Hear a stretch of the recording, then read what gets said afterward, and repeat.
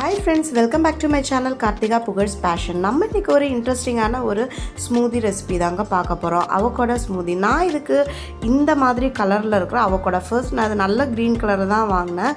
இது ஒரு 3-4 days ஆச்சு இந்த மாதிரி ஒரு நல்ல ஒரு ப்ரௌனிஷ் கலராக ஆகுறது. அதனால் நல்ல பழமாயிடுச்சுன்னு அர்த்தம்.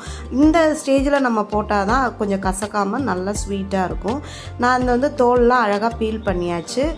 ஒரே ஒரு அவகோடா தான் எடுத்துருக்கிறேன். ஏன்னா என்னோடய 2 கிட்ஸுக்காக தான் ப்ரிப்பேர் பண்ணுறேன்.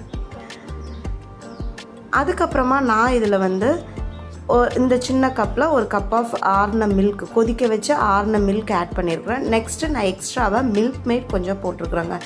சுகரை கொஞ்சம் கம்மியாக்குறதுக்காகவும் இந்த மில்க் மேடோட டேஸ்ட் ரொம்ப நல்லாயிருக்கும். என்னோடய கிட்ஸுக்கு ரொம்ப பிடிக்கும். அதனால மில்க் மேடும் நான் கொஞ்சமாக ஊற்றிருக்கிறேன். மில்க் மேடு ஊற்றுனாலே நான் சுகர் ஜஸ்ட்டு சின்ன டீஸ்பூனில் ஒரு குட்டி டீஸ்பூனு என் குழந்தைங்களுக்காக நான் போட்டுக்கிட்டேங்க. பாருங்கள், ரொம்ப மினிமல் அமௌண்ட்டில் தான் நான் இதை எடுத்துருக்கிறேன். அதுக்கப்புறமா இது ரொம்ப கட்டியாக அதாவது ரொம்ப க்ரீமியாக வரும். ஸோ அந்த மாதிரி இல்லாமல் இருக்கிறதுக்காக ஒரு 1/4 கப் ஆஃப் வாட்டர் ஆட் பண்ணிக்கிட்டேங்க. ப்ளெயின் வாட்டர் ஆட் பண்ணிட்டேன். அதுக்கப்புறமா என்னோடய ஹேண்ட் பிளெண்டர் வச்சு இதை நல்லாவே பிளெண்ட் பண்ணிட்டேங்க.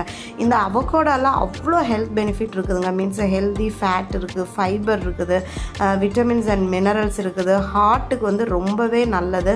அது மாதிரி பிரெயின் ஃபங்க்ஷனிங்க்கு அவ்வளோ ஹெல்ப் பண்ணும். அதனால இது ஓவராலாக நமக்கு ரொம்ப பெனிஃபிட் தரக்கூடிய ஒரு ஃப்ரூட்டுங்க.